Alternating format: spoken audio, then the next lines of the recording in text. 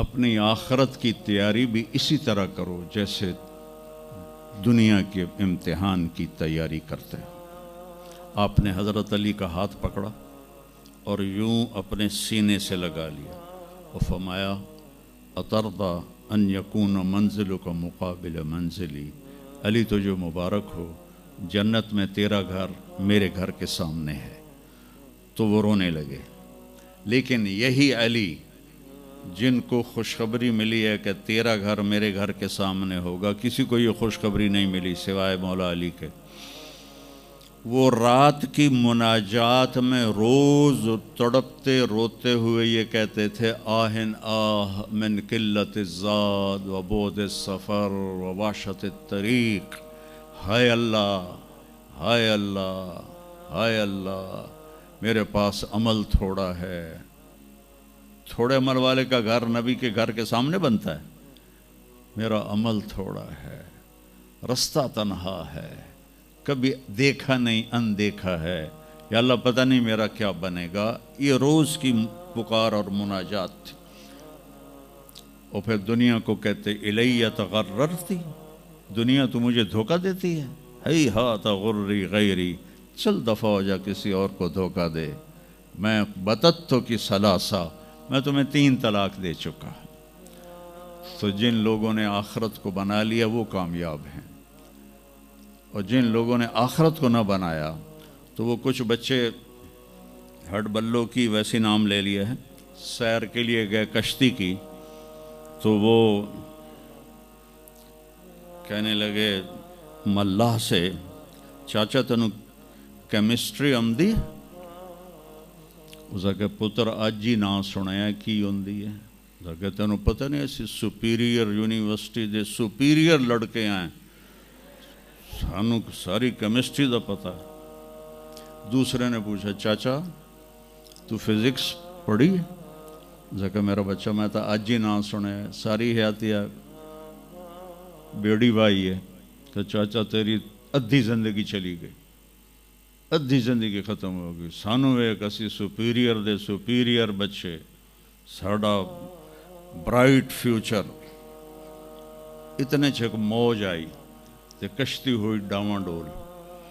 اس کہ پترو ترنا سکھیا ہی نے،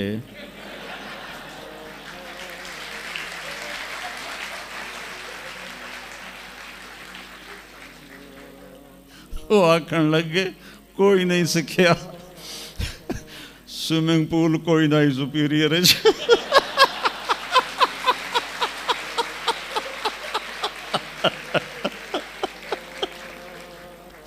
تو وہ ملا کہنے لگا پترو میری تو ادھی گئی تو تہاڈی ساری گئی۔ تو میرے بچوں مرتے وقت ایسا نہ ہو کہ تم کہہ رہے ہو ساری برباد ہوگی۔ اپنی زندگی، اپنے نبی کی زندگی پڑھو۔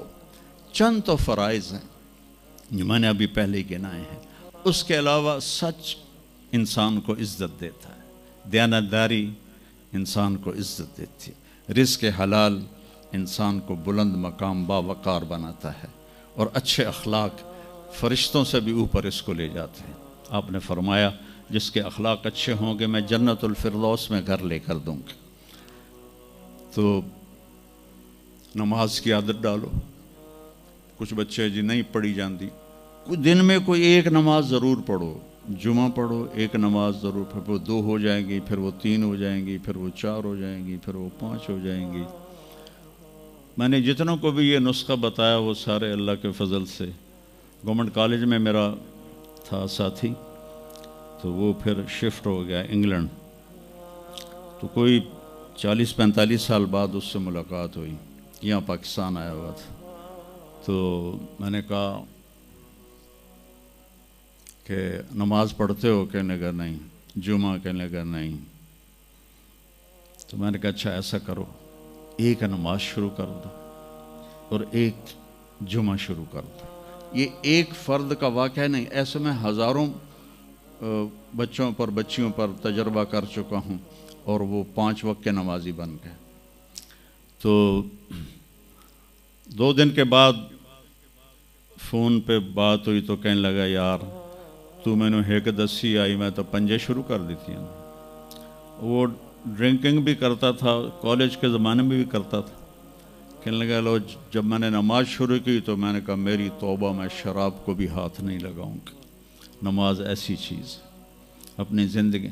اگر کسی کے لیے رخصت ہوتی تو حضرت امام حسین علیہ السلام کے لیے رخصت ہوتی میدان کربلا میں.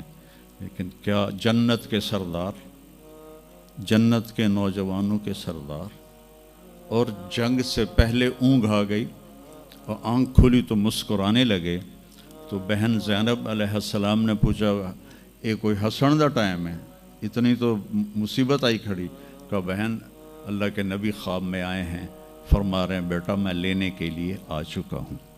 تو اب یہ نماز نہ پڑھتے تو ٹھیک تھا, اتنا تو قتل و غارت چل رہا تھا. لیکن جو ہی ایسے سورج ڈھلا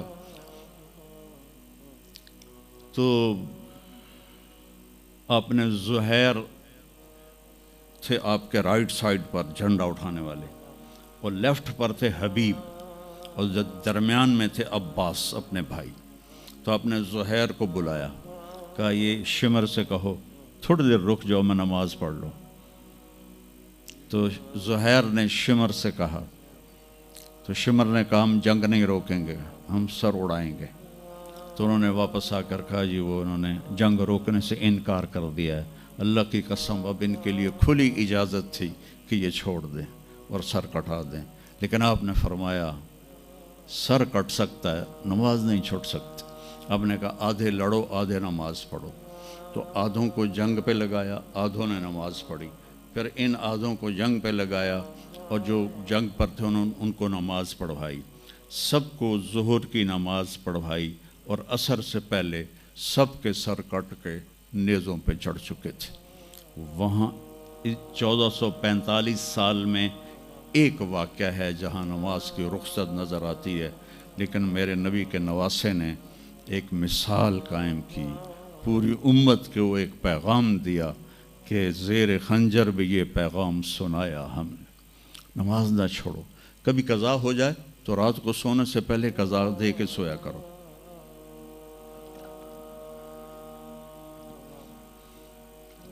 آپس میں کوئی لڑے ہوئے ہو تو کم از کم آج اتنی میری مان کے اٹھنا کہ صلح کر لینا.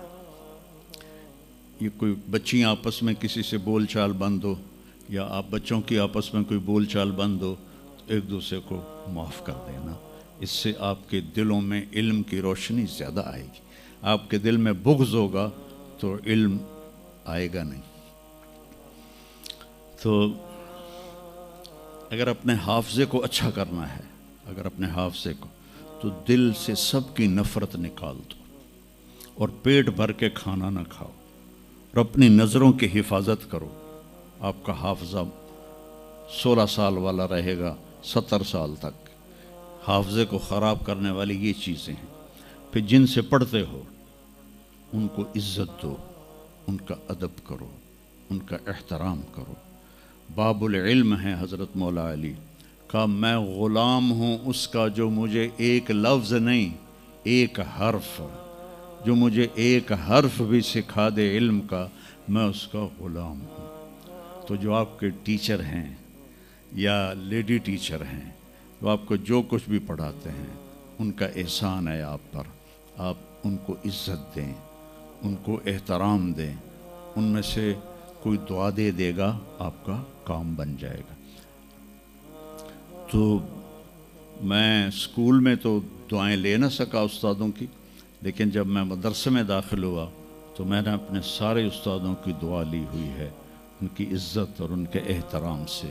تو چونکہ آج کل بہت زیادہ آزاد ماحول ہو گیا ہے, تو وہ اپنے ٹیچر کو ایزی لیتے ہیں کہ کوئی ان کی بے عزتی کر دے, کوئی ان کے آگے بگڑ جائے تو اس کو برا نہیں سمجھا جاتا. لیکن بیٹا کتاب ایک ذریعہ ہے, علم آسمان سے آتا ہے, اور اس کے میں ذریعہ استاد ہوتا ہے. اور استادوں کو بھی کہتا ہوں کہ اپنے منصب کا خیال رکھو, اور اپنے پڑھانے کو اپنا فریضہ سمجھ کے ادا کرو. سر سے اتارنے والا کام نہ کرو, اور بھاگا دوڑی والا کام نہ کرو, بلکہ اپنی نسل کو تیار کرو.